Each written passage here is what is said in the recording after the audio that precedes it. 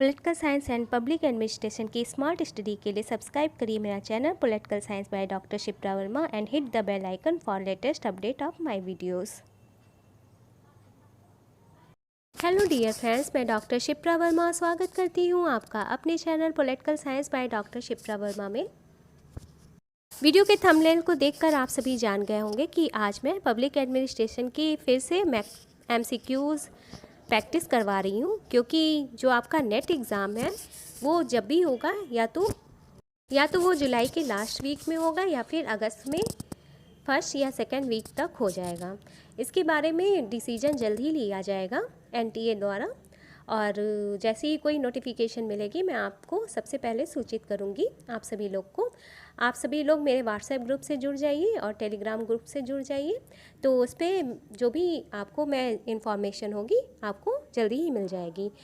तो net exam के लिए आपको सभी यूनिट पे फोकस करना मोस्ट इम्पॉर्टेंट है, तो इसीलिए आज मैं पब्लिक एडमिनिस्ट्रेशन जो कि मोस्ट इम्पॉर्टेंट यूनिट है आपकी पॉलिटिकल साइंस में, तो उससे रिलेटेड MCQs लेकर आई हूँ। इसकी मैं प्रैक्टिस करवाऊँगी और ये सभी जो MCQs हैं वो बायलैंग्वेज लैंग्वेज में है, यानी हिंदी और इंग्लिश दोनों में है।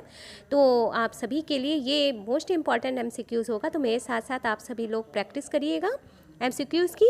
और एक बार इसे देखने के बाद दोबारा इसका रिवीजन आप जब कर लेंगे तो आपको वीडियो देखते ही देखते सारे question tip of the tongue हो जाएंगे।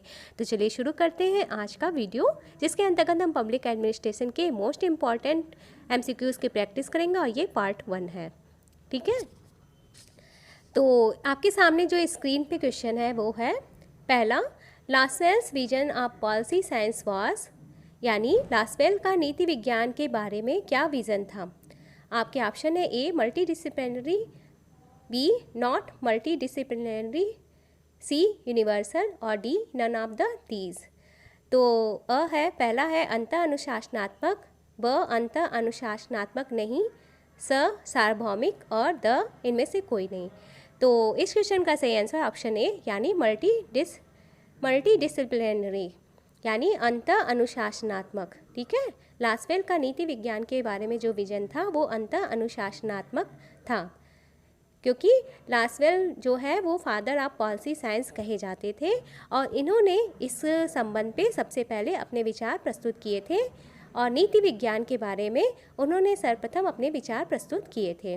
नेक्स्ट क्वेश्चन है आपके सामने, who is regarded as father of policy sciences. आपके ऑप्शन है A Lasswell, B Thomas R Dye, C F.W. Taylor और D none of the above. यानी किसे नीति विज्ञान के पिता के रूप में जाना जाता है। आपके ऑप्शन है पहला लासवेल, दूसरा थॉमस हार्डाई, तीसरा F.W. टेलर और द कोई नहीं। तो नीति विज्ञान के जनक के रूप में जाने जाते हैं लासवेल, और क्योंकि इन्होंने ही सर्वप्रथम लोक प्रशासन को एक नीति विज्ञान के रूप में प्रतिपादित किया था, इसलिए इन्हें ही फादर ऑफ पॉलिसी साइंस कहा जाता है, यानी नीति विज्ञान के जनक के रूप में इन्हें जाना जाता है। नेक्स्ट क्वेश्चन है आपके सामने स्क्रीन पर, who wrote the book the policy sciences. जैसा कि मैंने आपको पहले ही बताया, तो पॉलिसी साइंस नामक पुस्तक किसने लिखी थी, हेराल्ड लासवेल ने। ठीक है, क्योंकि इन्हें ही फादर ऑफ पॉलिसी साइंस भी कहा जाता था, इसी कारण इन्हें ही फादर ऑफ पॉलिसी साइंस कहा जाता था। इन्होंने ही बुक लिखी थी द पॉलिसी साइंस। तो ये किसकी कृति है, हेराल्ड लासवेल की कृति है। The father of policy science कहे जाते थे हेराल्ड लासवेल, और इनके द्वारा लिखी हुई बुक थी the policy science. Next question है आपके सामने स्क्रीन पर, द पॉलिसी ओरिएंटेशन जो हेराल्ड लासवेल द्वारा लिखा गया है वह क्या है। क्या वो बुक है, क्या वो ऐसे है, क्या ये पेपर है, या इनमें से कोई नहीं। The policy orientation written by Harold Lasswell is book, ऐसे, पेपर और नन ऑफ द एबव। देखिए, जो हेराल्ड लासवेल ने जो लिखा था वो क्या था, ऐसे था, तो इसका आंसर होगा ऐसे, लेख है। नेक्स्ट क्वेश्चन है पांचवा, नीति विज्ञान का जनतंत्र इस युक्ति को किसने दिया था। The phrase the policy science of democracy given by, option A Lasswell, B Y Dror, C Likert और डी गुलिक। नीति विज्ञान का जनतंत्र इस युक्ति को दिया था लासवेल ने। क्योंकि नीति विज्ञान के विषय पर इन्होंने विस्तृत रूप से चर्चा की थी और इसे नीति विज्ञान का जनतंत्र कहा था। ठीक है, तो नीति विज्ञान एक जनतंत्र है। ये किसने ये प्रतिपादित किया था? लॉसवेल ने। नेक्स्ट क्वेश्चन है, knowledge of the policy process and knowledge for use in the policy is given bye. नीति प्रक्रिया का ज्ञान और नीति प्रक्रिया के लिए ज्ञान का उपयोग किसके द्वारा किया गया? आपके ऑप्शन है A by Dror, B Lasswell, C Dye और D none of the these. तो बाय किसने दिया था ये आपको बताना है। नीति प्रक्रिया का ज्ञान और नीति प्रक्रिया के लिए ज्ञान का उपयोग किसके द्वारा किया गया था? तो इसका भी प्रतिपादन हेराल्ड लॉसवेल के द्वारा किया गया था। इनका कहना था नीति प्रक्रिया का ज्ञान, इन्होंने ही प्रतिपादित किया था नीति प्रक्रिया का ज्ञान और नीति प्रक्रिया के लिए ज्ञान। नीति जो है वो प्रक्रिया का ज्ञान है और जो नीति है वो प्रक्रिया के लिए ज्ञान है। तो इसका प्रतिपादन किया था हेराल्ड लॉसवेल ने। ठीक है, knowledge of policy process and knowledge for use in the policy is given bye Herald Lasswell. आप लोग अगर मेरे टेलीग्राम चैनल को ज्वाइन नहीं किए हैं तो इसके टेलीग्राम चैनल का लिंक मैं डिस्क्रिप्शन में दे दूँगी, आप लोग उस पर जाके मेरे टेलीग्राम चैनल को ज्वाइन कर लीजिएगा। और ये इसका पहला पार्ट है, ये जो है MCQ सीरीज़ पब्लिक एडमिनिस्ट्रेशन की है, इसका पहला पार्ट है। इसके नेक्स्ट पार्ट भी आते रहेंगे जब तक कि आपका पब्लिक एडमिनिस्ट्रेशन का से related most important question cover नहीं हो जाएंगे, तब तक इसके पार्ट्स आते रहेंगे। तो इसे आप लोग सीरियसली फॉलो करिएगा और एक बार देखने के बाद इसे फिर से रिवीजन जोर से कर लीजिएगा इन क्वेश्चन का। नेक्स्ट क्वेश्चन है, किसने कहा कि नीति प्रक्रिया में क्रियात्मक अनुसंधान और व्यवस्था विश्लेषण पर्यायवाची है? Who says operations research and system analysis is synonyms for policy process. तो ये कहा था एडवर्ड क्वाड ने कि नीति प्रक्रिया में क्रियात्मक अनुसंधान और व्यवस्था विश्लेषण पर्यायवाची है। यह कथन था एडवर्ड क्वाड का। नेक्स्ट क्वेश्चन है आपके सामने, who says policy analysis is unworkable dangerous, यानी किसने नीति विश्लेषण को अकर्मणीय खतरनाक कहा? आपके ऑप्शन है डहल और लेनब्लूम, बी एंटजिनोनी, सी ड्रॉर और दी लिकर्ट। तो ये कहा था डहल और लेनब्लूम ने। ठीक है, नेक्स्ट क्वेश्चन है आपके सामने, एजेंडा निर्माण, मुद्रा विश्लेषण, क्रियान्वयन, मूल्यांकन और समापन नीति निर्माण प्रक्रिया में इन चरणों का वर्णन किसने किया? Agenda setting, issue analysis, implementation, evolution, ये किसने दिया था? ठीक है, एजेंडा निर्माण, मुद्रा विश्लेषण, क्रियान्वयन, मूल्यांकन और समापन नीति निर्माण में इन चरणों का वर्णन किसने किया था? आपके ऑप्शन है वाई ड्रॉर, बी में और बिल्डवस्की, सी लिकर्ट और D none of the these. तो इसका आंसर है बी में विल्डवास्की। इनका कहना था एजेंडा निर्माण, मुद्रा विश्लेषण, क्रियान्वयन, मूल्यांकन और समापन नीति निर्माण प्रक्रिया में इन चरणों का वर्णन इन्हीं ने किया था, में विल्डवास्की ने। नेक्स्ट क्वेश्चन है, ओलंपियन मॉडल संबंधित है। The Olympian model is related to, क्या ये विवेकशीलता से संबंधित है, रैशनैलिटी से? क्या ये गेम थियरी से संबंधित है, खेल सिद्धांत से? क्या ये पोस्ट गॉर्ब से संबंधित है या इसका संबंध इन तीनों में से किसी से नहीं है? None of the these. Olympian model किससे संबंधित है? देख लीजिए आप लोग, इसका संबंध किससे है? क्या ऑप्शन ए से संबंधित है या ये ऑप्शन बी से संबंधित है? तो इसका संबंध है, आप लोग भी मेरे साथ साथ कमेंट करिए क्वेश्चन के आंसर। ओलंपियन मॉडल किससे संबंधित है? तो इस क्वेश्चन का सही आंसर है बी गेम थ्योरी। देखिए, ओलंपियन मॉडल का संबंध गेम थियरी से है। ओलंपियन मॉडल का जो संबंध है वो खेल सिद्धांत से है। तो आप लोग इसको रिलेट कर सकते हैं किससे? ओलंपिक्स क्या है? गेम है। तो इससे रिलेट करके, इस कीवर्ड से रिलेट करके आप लोग इसको याद कर सकते हैं कि ओलंपियन मॉडल का संबंध किससे है, खेल सिद्धांत से है। तो फ्रेंड्स आप इसे याद कर सकते हैं इसे इसके साथ जोड़ के, ठीक है। नेक्स्ट क्वेश्चन है आपके सामने स्क्रीन पर। The concept of policy sciences first formulated bye, नीति विज्ञान की अवधारणा को सबसे पहले प्रतिपादित किया था किसने? तो मैंने पहले ही बताया कि नीति विज्ञान की अवधारणा को सबसे पहले प्रतिपादित किया था हेरोल्ड लासवेल ने, जैसा कि मैंने वीडियो के प्रारंभ में ही बता दिया। नेक्स्ट क्वेश्चन है who says policy as the output of political system, किसने कहा कि नीति राजनीति व्यवस्था का निर्गत परिणाम है? मेरे साथ साथ आप लोग भी कमेंट करिए आंसर। आपके ऑप्शन है पहला डेविड ईस्टन, बी वाइड्रॉर, सी उर्विक और डी इनमें से कोई नहीं। तो ये डेविड ईस्टन ने ये सिद्धांत ये कहा था कि नीति राजनीतिक व्यवस्था का निर्गत या परिणाम है, ठीक है। नेक्स्ट क्वेश्चन है आपके सामने, who says public policy is whatever government choose to do और नॉट टू डू, किसने कहा था कि लोक नीति का तात्पर्य सरकार क्या करना चाहती है और क्या नहीं करना चाहती है? ये किसका कथन था कि लोक नीति का तात्पर्य है कि सरकार क्या करना चाहती है और क्या नहीं करना चाहती है? आपके ऑप्शन है A Henry, B Frederick, C Thomas R Dye और डी इनमें से कोई नहीं। Who says public policy is whatever government choose to do और नॉट टू डू, लोक नीति का तात्पर्य सरकार क्या करना चाहती है और क्या नहीं करना चाहती है, ये किसने कहा था? तो ये कथन था थॉमस आर डाई का। Who says public policy is whatever government choose or not to do. Next question है आपके सामने, the term mega policy is given by, जो मेगा पॉलिसी नाम का जो टर्म है वो किसके द्वारा दिया गया है? मेगा पॉलिसी किसके द्वारा प्रतिपादित किया गया है? तो ये वाइड्रॉर द्वारा प्रतिपादित किया गया है। The term mega policy is given by Y Dror. Next question है आपके सामने, कौन सी विचारधारा लोकनीति और सरकारी संस्थाओं में संबंध के बारे में अध्ययन से संबंधित है?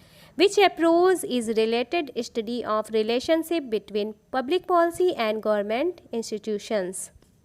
आपके ऑप्शन है पहला संस्थात्मक विचारधारा या उपागम, बी है विधिपरक उपागम, सी खेल परक उपागम और डी इनमें से कोई नहीं।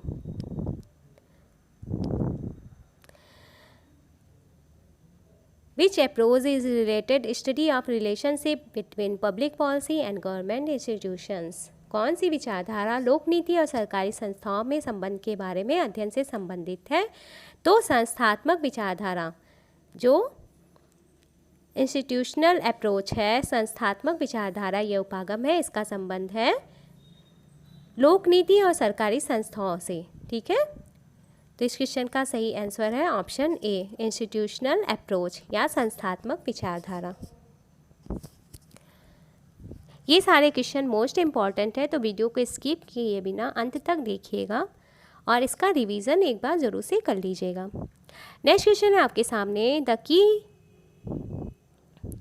contributors to sociological institutionalism are, सामाजिक संस्थागत के मुख्य विचारक हैं अ सेल्जविक, बी वाइड्रॉर, सी लूथर गुलोलिक और डी इनमें से कोई नहीं। सामाजिक संस्थागत के मुख्य विचारक हैं ए सेल्जविक।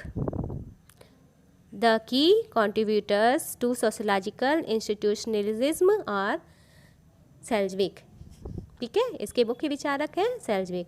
नेक्स्ट क्वेश्चन है agency theory is related to, agency सिद्धांत संबंधित है सामाजिक संस्थावाद से, आर्थिक संस्थावाद से, राजनीतिक संस्थावाद से या इनमें से कोई नहीं। आपके ऑप्शन है ए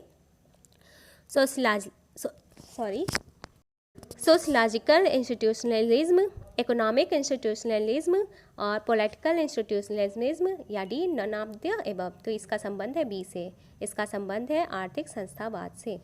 नेक्स्ट क्वेश्चन है ओ.ई. विलियमसन संबंधित हैं, आपके ऑप्शन है ए टीसी थ्योरी से, बी एजेंसी थ्योरी से, सी गेम थ्योरी से और D none of the these. O E. Williamson किससे संबंधित हैं? टीसीआई थ्योरी से, एजेंसी थ्योरी से, गेम थ्योरी से या इनमें से कोई नहीं। ओ.आई. विलियमसन किससे संबंधित हैं? Option A TCI theory, TCE theory, B agency theory, C game theory और डी इनमें से कोई नहीं। क्वेश्चन का आंसर सोचिए आप लोग, मेरे साथ ही साथ कमेंट करके मुझे आंसर भी बता दीजिएगा। ये सीरीज़ आपको कैसी लग रही है इसके बारे में मुझे कमेंट करके बताइएगा, और ये सीरीज़ पसंद आ रही है तो ज़्यादा से ज़्यादा लाइक कर दीजिएगा, क्योंकि आपके लाइक से मुझे मोटिवेशन मिलता है और मैं इसी तरह के अन्य यूज़फुल वीडियो लेक्चर्स आपके सामने लेकर आऊँगी। तो ओ.ई. विलियमसन का संबंध है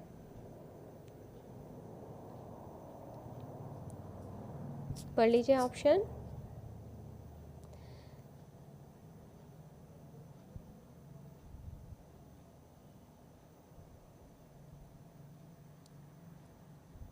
इनका संबंध है एजेंसी थ्योरी से। ओ.ई. विलियमसन का संबंध है एजेंसी थ्योरी से, ठीक है। ओ.आई. विलियमसन किससे संबंधित है? तो ओ.आई. विलियमसन संबंधित हैं एजेंसी थ्योरी से।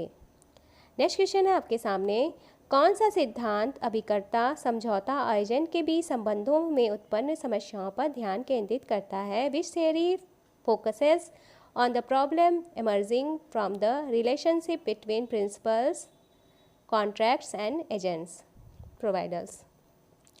आपके ऑप्शन है A agency theory, B TCE theory, C game theory और D none of the above. TCE theory से संबंधित है, एजेंसी थ्योरी से संबंधित है, गेम थ्योरी से, या फिर इनमें से कोई नहीं। कौन सा सिद्धांत अभिकर्ता, समझौता एजेंट के बीच संबंधों से उत्पन्न समस्याओं पर ध्यान केंद्रित करता है?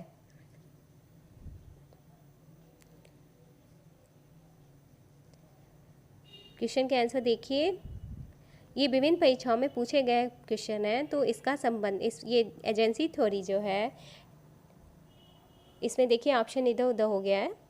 तो एजेंसी थ्योरी का संबंध है, एजेंसी थ्योरी जो है वो अभिकर्ता, समझौता एजेंट के बीच संबंधों में उत्पन्न समस्याओं पर ध्यान केंद्रित करता है। एजेंसी थ्योरी अभिकर्ता, समझौता एजेंट के बीच संबंधों में उत्पन्न समस्याओं पर ध्यान केंद्रित करता है, ठीक है। थोड़ा टाइपिंग मिस्टेक हो गया है, इधर उधर हो गया ऑप्शन, आप लोग मेरे वॉइस को फॉलो करिएगा। नेक्स्ट क्वेश्चन है, कौन विवेकशीलता की कार्यक्षमता से बराबरी करता है? Who equates rationality and efficiency with efficiency? तो टी.आर. डाई जो हैं वो विवेकशीलता की कार्यक्षमता से बराबरी करता है, ठीक है। टी.आर. डाई इन्होंने रैशनैलिटी को एफिशिएंसी से के साथ बराबरी किया है, ठीक है। टी.आर. Die, TR. डाई ऐसे विचारक थे जिसने विवेकशीलता को कार्यक्षमता से, विवेकशीलता की बराबरी कार्यक्षमता से की है। टी.आर. डाई ने विवेकशीलता की, मनुष्य के विवेकशीलता की बराबरी किससे की है? उसकी एफिशिएंसी से की है, यानी उसके कार्यक्षमता से की है। जो संगठन में जो कर्मचारी होते हैं, जो कि लोक प्रशासन जो है वो लोक संस्थाओं का अध्ययन करता है, उसमें कार्य करने वाले कर्मचारियों पर ध्यान केंद्रित करता है, तो इन्होंने इससे संबंधित किया है, उसके साथ बराबरी की है, विवेकशीलता की बराबरी कार्यक्षमता से की है। नेक्स्ट क्वेश्चन है, किसने कहा है कि एक नीति विवेकशील है जब उसकी उपलब्धि मूल्य और संतुष्टि मूल्यों का अंतर धनात्मक हो और किसी भी नीति विकल्पों से ज़्यादा हो? Who said a policy is rational when the difference between the value it achieves and the value it sacrifices positive and greater than any other policy alternatives? तो ये थॉमस आर डाई का कथन है, ये थॉमस आर डाई का कथन है। इन्होंने कहा था कि एक नीति विवेकशीलता है जब उसकी उपलब्धि मूल्य और संतुष्टि मूल्यों का अंतर धनात्मक हो और किसी भी नीति विकल्पों से ज़्यादा हो। तो ये कथन है थॉमस आर डाई का। ये सभी क्वेश्चंस जो हैं वो स्किप मत करिएगा, ये सभी मोस्ट इम्पॉर्टेंट क्वेश्चन है जिनकी मैं प्रैक्टिस करवा रही हूँ। तो ये कथन था थॉमस आर डाई का कि जो नीति है वो विवेकशील है और जब उसकी उपलब्धि और जो मूल्य होते हैं और संतुष्टि मूल्यों का अंतर, उसकी उपलब्धि मूल्य और संतुष्टि मूल्यों का अंतर धनात्मक हो और किसी भी नीति विकल्पों से ज़्यादा हो। तो ये थॉमस आर डाई का कथन है। नेक्स्ट क्वेश्चन है आपके सामने स्क्रीन पर। Rational policy making is to choose the one best option who said. किसने कहा है कि विवेकशील नीति निर्माण का तात्पर्य सर्वोत्तम विकल्प का चयन करना है? आपके ऑप्शन है A Y Dror, B Bernard, C Robert Haveman और D none of the above. तो ये वाइड्रॉर ने कहा था कि विवेकशील नीति निर्माण का तात्पर्य सर्वोत्तम विकल्प का चयन करना है। Rational policy making is to choose the best options. सर्वोत्तम विकल्प का चयन करना, विवेकशील नीति निर्माण का तात्पर्य है सर्वोत्तम विकल्प का चयन करना। Rational policy making is to choose the one best options. Okay, तो इस क्वेश्चन का सही जवाब आपको मिल गया। तो इस क्वेश्चन का सही आंसर है ए वाइड्रॉर। विवेकशील नीति निर्माण का तात्पर्य होता है सर्वोत्तम विकल्प का चयन करना, और ये कथन था वाइड्रॉर का। इन्होंने ये माना कि विवेकशील नीति का जो निर्माण होता है वो वास्तव में लोक प्रशासन के अंतर्गत सर्वोत्तम विकल्प का चयन करना ही विवेकशील नीति निर्माण का अर्थ होता है। यानी ये दोनों ही एक ही सिक्के के दो पहलू हैं, एक ही सिद्धांत के दो पहलू हैं। विवेकशील नीति का निर्माण ही सर्वोत्तम विकल्प का चयन करना होता है। जहाँ विवेक से किसी नीति पर क्रियान्वयन करते हैं तो वो एक तरह से सर्वोत्तम विकल्प का चयन करना होता है। और ये कहा था वाइड्रॉर ने, इन्होंने इसी पर ध्यान केंद्रित किया था। ठीक है, नेक्स्ट क्वेश्चन है आपके सामने। Rational policy is the one which designed to maximize and net value achievement who said। विवेकशील नीति वह है जो कि शुद्ध उपलब्धि मूल्यों को बढ़ाने से या महत्तम करने से संबंधित होती है। यह किसने कहा है? आपके ऑप्शन है A Robert Henry Haveman, B Y Dror, C H Simon और D none of the above, none of these. तो ये कथन था रॉबर्ट हेनरी हैवमैन का। ठीक है, विवेकशील नीति वह है जो कि शुद्ध उपलब्धि मूल्यों को बढ़ाने या महत्तम होने से संबंधित होती है। नेक्स्ट क्वेश्चन है, the calculation of all social, political and economic values sacrificed और achieved by a public policy are just those that can be measured in dollars. This idea is related to. लोक नीति का तात्पर्य सभी सामाजिक, राजनीतिक और आर्थिक मूल्यों की प्राप्ति से संबंधित है, न कि उन मूल्यों से जिसे डॉलर से मापा जा सके। यह विचारधारा किससे संबंधित है? आपके ऑप्शन है पहला विवेकशीलता की विचारधारा, idea of rationalism, idea of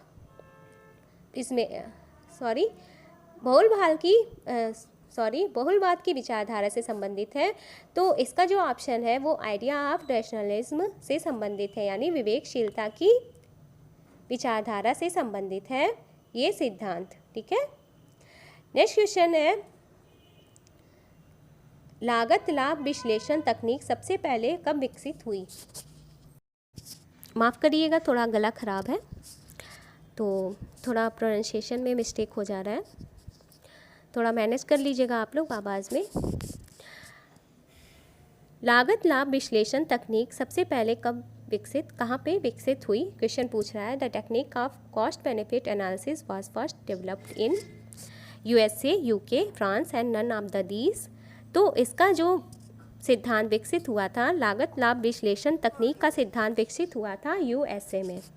ठीक है, लागत लाभ विश्लेषण का सिद्धांत सबसे पहले विकसित हुआ था USA के अंदर। The technique of cost benefit analysis was first developed in USA के अंदर सबसे पहले लागत लाभ विश्लेषण तकनीक विकसित हुई थी, और USA में ही सबसे पहले लागत लाभ विश्लेषण तकनीक पर फोकस किया गया था। तो इस क्वेश्चन का सही आंसर है ए USA, यानी संयुक्त राज्य अमेरिका में सबसे पहले लागत लाभ विश्लेषण तकनीक का विकास हुआ था, और सबसे पहले इस सिद्धांत पर USA में ही कार्य किया गया था। तो ये थे पब्लिक एडमिनिस्ट्रेशन से रिलेटेड मोस्ट इम्पॉर्टेंट क्वेश्चन जिसकी आज मैंने प्रैक्टिस कराई है। इसका नेक्स्ट पार्ट भी आएगा कल, तो नेक्स्ट पार्ट के साथ ये इसका फर्स्ट पार्ट है। जब तक कि सभी मोस्ट इम्पॉर्टेंट क्वेश्चंस की प्रैक्टिस नहीं हो जाती पब्लिक एडमिनिस्ट्रेशन सब्जेक्ट से रिलेटेड, तब तक मैं इसके पार्ट्स लेकर आती रहूँगी। लेकिन ये आपके रिस्पांस पर डिपेंड करेगा। अगर इस पर पॉजिटिव रिस्पांस मिला तो इसके नेक्स्ट पार्ट भी आते रहेंगे। और जब तक आपके एग्ज़ाम तक मैं मोस्ट इम्पॉर्टेंट क्वेश्चन की प्रैक्टिस आपको करवा लूँगी, जो कि हर यूनिट से रिलेटेड होंगे। इसके पहले भी बहुत सारे क्विज सेशंस मैंने अपने चैनल पे ऑर्गेनाइज़ किए हैं, तो आप लोग उन्हें भी जाकर देखिए।